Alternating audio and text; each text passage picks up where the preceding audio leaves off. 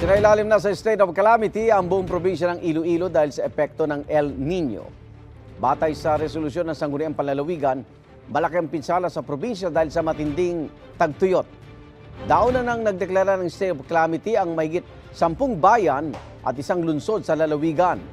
Nasa 61 milyong pisong Quick Response Fund ang gagamitin bilang dagdag pondo para tulungan ang mga apektadong magsasaka at iba pang sektor.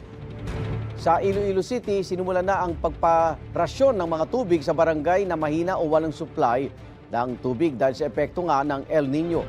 At sa ulat ng Super Radio Iloilo, nakipagpulong ang Iloilo City LGU sa ilang kumpanya para pag-usapan ng supply ng tubig. Tiyak naman ng City Health Office na malinis ang mga water tank na ginagamit sa pagrarasyon ng tubig. Igan, mauna ka sa mga balita. Mag-subscribe sa GMA Integrated News sa YouTube. Sa mga kapuso abroad, subaybayan nyo kami sa GMA Pinoy TV at sa www.gmanews.tv.